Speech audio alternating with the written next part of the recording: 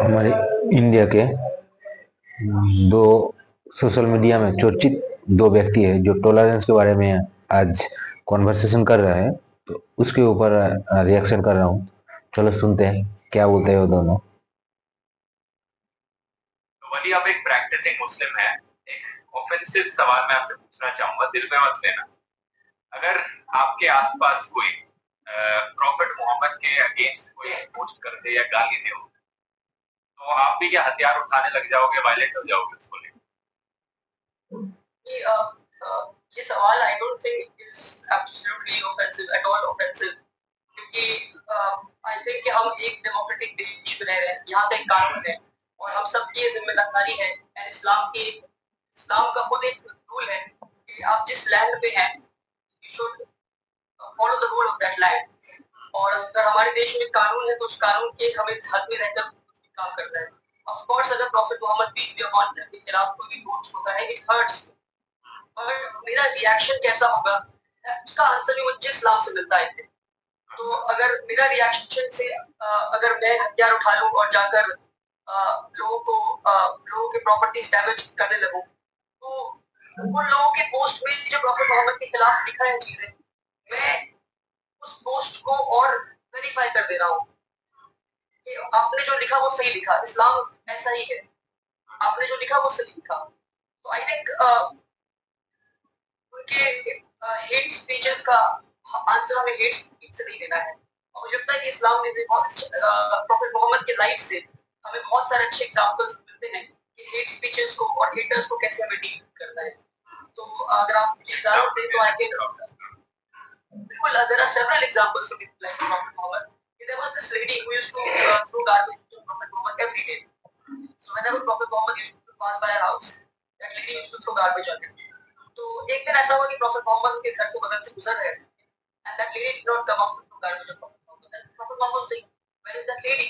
That lady used to hate Prophet Muhammad with the core of her heart. And Prophet Muhammad knocked at her door and said, can I come in? That lady said, you may come in. And the moment Prophet Muhammad went in, he saw that lady is lying on her bed and she is very ill. She is not even in the condition to get up from her bed. Prophet Muhammad filled her bottle of water for her. Prophet Muhammad cleaned the house for her and said, okay, I will see you tomorrow. And then Prophet Muhammad left her house.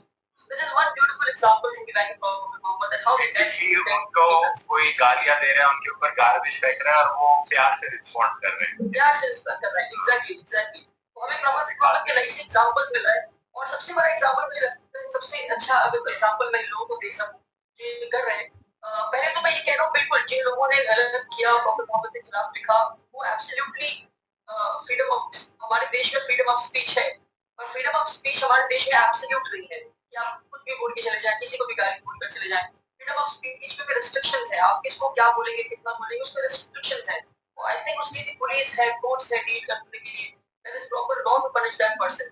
But आप खुद एक बार सोचें कि अगर prophet Mohammad इस century में होते 2020 में और कोई उनको प्रॉफिट मोहम्मद पीस को गाली देता, उन पे कचरा फेंकता, तो प्रॉफिट मोहम्मद कैसे रिएक्ट करते? हमें ये सोचकर रिएक्ट करना है कि प्रॉफिट मोहम्मद होते पीस बी अपॉन हिम तो वो कैसा रिएक्ट करते, तो हमें भी वैसे ही रिएक्ट करना है। तो वो एक पीसफुल तरीके में शांति से रिएक्ट करते हैं। एब्सोल्युटली फॉलो भी कर रहे हैं। एक और छोटा एग्जांपल है, एक बार एक इंसान प्रॉफिट मोहम्मद जो मस्जिद नबवी है, प्रॉफिट की मस्जिद मदीना सऊदी अरेबिया, तो एक इंसान उस मस्जिद में आता है, एक बेडुइन, और Bedouin used to be very rough at those times 1400 years back, they were very rough people from the deserts. And one person he enters, one non-Muslim, he enters the masjid and he stands one corner and then वो पेशाब कर देता है, he urinates in the mosque. And Prophet Muhammad के सारे disciples अपने sword निकाल लेते हैं, हम इसे छोड़ेंगे नहीं, कैसे हमारे mosque में पेशाब कर सकता है। मोहम्मद ने कहा नहीं, this is not how we deal with people. Prophet Muhammad walked up to that person and he said कि I know urinate करना is need of every man, but this place is not for urination, this place is for the worship of God. तो please next time आप ऐसा ना करें। तो वो इंसान चला जाता है। प्रॉफिट मोहम्मद डिसाइपल से कहते हैं तलवार निकालने की जरूरत नहीं, पानी लाने की जरूरत है और पानी से मस्जिद की सफाई करने की जरूरत है। अब आप आज के टाइम में सोचें जो लोग ये चला रहे हैं, अगर कोई नॉन मुस्लिम आकर के हमारे मस्जिद के ऊपर पेशाब करे तो मुस्लिम का क्या रिएक्शन होगा आज? तो मुझे बस यही शॉर्ट में बताना है कि मुस्लिम्स का रिएक्शन वैसे ही होना चाहिए जैसा प्रॉफिट मोहम्मद के का रिएक्शन होता अगर वो इस एरा में, इस सेंचुरी में, इस ईयर में पैदा होते और इस ईयर में होते आज। सही बात है। अब ये चीज सिर्फ मुसलमानों के लिए वैलिड नहीं है, हमारे देश में हमने बहुत उठते हुए देखा है। कहीं पर लोग पद्मावत के नाम पर दंगे करने शुरू कर देते हैं, कहीं पर लोग छत्रपति शिवाजी महाराज के नाम पर दंगे करने शुरू कर देते हैं, आग लगाना शुरू कर देते हैं। कहीं तो इतना भी है कि अगर आप छत्रपति शिवाजी महाराज को बिना छत्रपति लगाए बोलो, सिर्फ शिवाजी करके बोलो, लोग इतना ऑफेंड हो जाएंगे कि आपको डेथ थ्रेट्स, रेप थ्रेट्स देना शुरू कर देंगे। लेकिन इन सब महान लोगों में दोस्तों, चाहे वो प्रॉफेट मोहम्मद हो, छत्रपति शिवाजी महाराज हो, ये सब टॉलरेंस का एक लेसन सिखाते हैं। और जो ये लोग ऐसे रिएक्ट करते हैं, जो लोग अपने आप को इनके कट्टर सपोर्टर्स कहते हैं, वो इनकी प्रिंसिपल्स को खुद ही फॉलो नहीं करते। क्योंकि छत्रपति शिवाजी महाराज भी बहुत टॉलरेंट इंसान थे, और वो भी सिखाते हैं हमें कि किस तरह से हमें क्रिटिसिज्म को हैंडल करना है। मतलब मैं एक छोटा एग्जांपल दूं शिवाजी के लाइफ से। बिल्कुल बिल्कुल। शिवाजी के आर्मी ने जब एक मुस्लिम गवर्नर को डिफीट किया, तो मैं मुस्लिम गवर्नर का नाम भूल रहा हूँ, उनका रियासत का नाम भूल रहा हूँ, तो उनके जो शिवाजी की जो आर्मी थे, उनकी आर्मी ने उस मुस्लिम गवर्नर की बहू को उठाकर ले आया, किडनैप करके लेकर आ गया। तो शिवाजी जब देखे तो वो आग बबूला हो गए, तुमने ये क्या किया? This is against the principle of justice. अभी एक बार में जाकर फौरन जाओ और इस मुसलमान लड़की को घर तक छोड़ कर आओ। तो सावरकर अपनी किताब में लिखता है कि शिवाजी को उनकी बहू को लौटाना नहीं चाहिए था, बल्कि रख देना चाहिए था। अच्छा।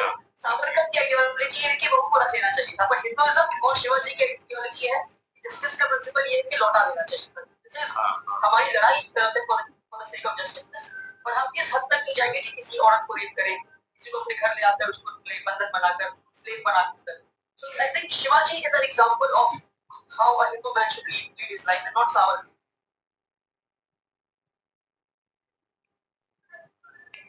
तो आप लोगों ने सुना ये टॉलरेंस कैसा होना चाहिए। तो इस वीडियो को देखने के बाद सब लोग सोचना इसे मतलब हिंसा के बदले हिंसा नहीं करना है। हमारे देश में बहुत बड़े बड़े महान लोग आए हैं और उसके बताए हुए रास्ते में चलेंगे तो हिंसा बढ़ेगा नहीं, रुकेगा, आहिस्ता आहिस्ता कमेगा। जैसे कि महात्मा गांधी जी है, और इस वीडियो में सुना है ओली रहमानी और ध्रुव राठी की कॉन्वर्सेशन में ये कैसे चलना है, कैसे टॉलरेंस रखना है एक दूसरे के ऊपर, तभी देश में शांति आएगा। अस्सलाम वालेकुम।